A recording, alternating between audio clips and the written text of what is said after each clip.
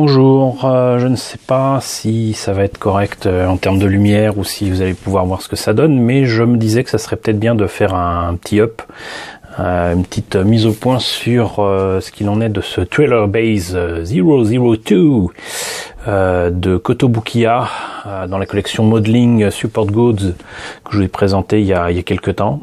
Je n'ai pas pu m'empêcher de travailler dessus un petit peu en termes de peinture. Ça m'a révélé quand même encore une fois un certain nombre de, pas de défauts, mais de trucs qui m'échappent un petit peu. Et donc voilà la bête. Comme vous voyez, donc plus rien à voir avec un modèle non peint. J'ai fait le travail de base sur la peinture dessus avec du marron et du beige en bombe. J'ai fait, comment dirais-je, les creux et le panel line, comme disent certains, avec du marron et du noir.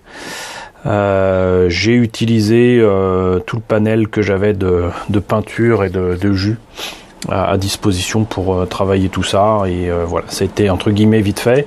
Le seul truc qui m'a pris un peu plus de temps, que j'ai pas totalement terminé, je vois là, parce que j'aurais peut-être mieux fait ici, là, mais donc il y a des... D'ailleurs ça a dépassé ici, mais je l'ai fait le soir, voilà, ça c'est tout le défaut de travailler le soir sur ces maquettes, d'autant que je n'ai pas retrouvé ma lampe, j'ai une lampe spéciale, une lampoule spéciale lumière du jour, et j'ai pas remis la main dessus, mais voilà, donc là ce que j'ai fait c'est tout simple, c'est pour les phares, je les ai pas remplacés par des cabochons, ce que je fais d'habitude, mais là j'ai mis du blanc. Et ensuite j'ai mis une pointe de jaune, et comme vous le voyez, ça apparaît jaune immédiatement. Et j'ai mis un petit peu de blanc ici, mais ce qui devrait être des petits traits, c'est un peu gâché par comment dirais-je, le fait que la peinture est dépassée un petit peu quand j'ai frotté. J'ai fait pareil derrière. Alors là c'est encore plus rigolo, puisque en fait non seulement c'est du blanc, mais dessus j'ai mis juste le vernis qui dépassait d'un pot, enfin qui était au-dessus du pot de la peinture, d'un pot de, comment dirais-je, de peinture bronze de chez Citadel, et j'ai trouvé que c'est quand même une couleur qui était très très riche et très pétante et très rouge, et vous voyez ça donne donc les feux arrière rouges parfaits, ou presque. Pour le reste, rien de particulier à dire. Voilà, j'ai travaillé les surfaces pour que ça rende beaucoup moins plastique. Les rambardes sont faites à la bombe en acier de chez Army Painter, si je me rappelle bien. Et il y a des espèces de grilles, hop là, ici, que j'ai traité bien évidemment d'abord en noir, ensuite petit brossage à sec alu, et c'est vrai que j'aurais dû quand même terminer ici. Bon, il y a beaucoup de petits aspects qui me dérangent là, mais bon. Sinon pour les chenilles, j'ai fait ce que j'ai pu, parce que c'est quand même pas très détaillé au départ. Noir, puis argent. Voilà, et argent sur la totalité de la chenille, grossièrement, parce qu'on s'en fout, là on le voit pas.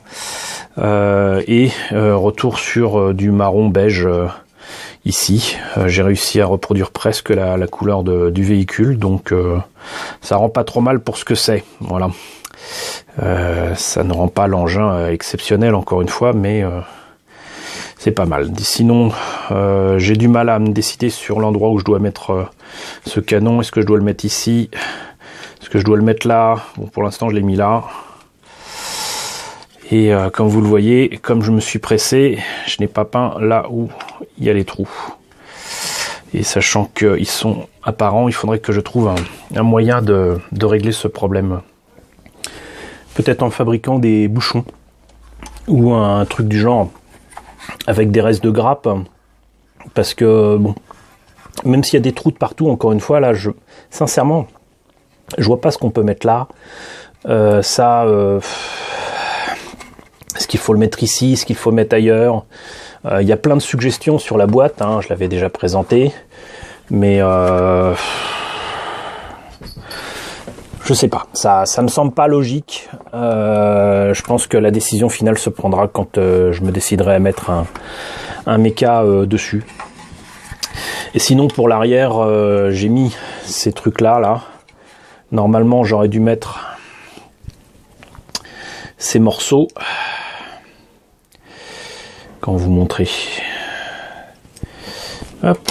En plus, franchement, c'est supposé être modulaire, mais une fois peint, c'est d'une difficulté sans nom pour enlever les pièces. On a toutes les chances de les casser.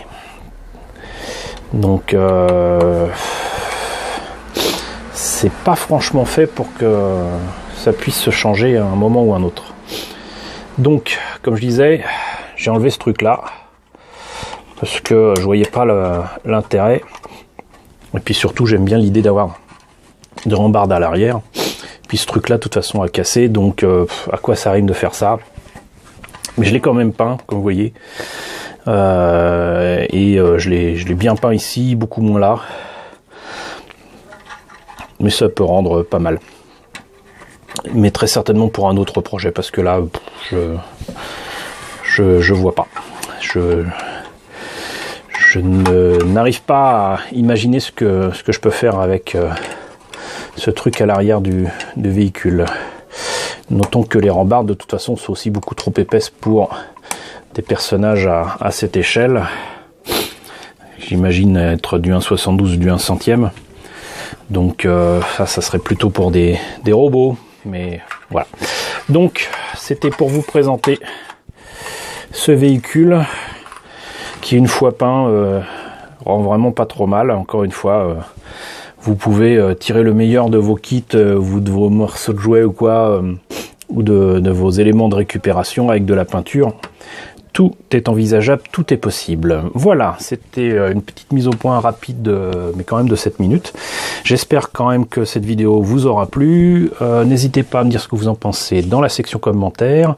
N'hésitez pas à partager la vidéo et je vous retrouve très bientôt pour la présentation de nouvelles maquettes de SF.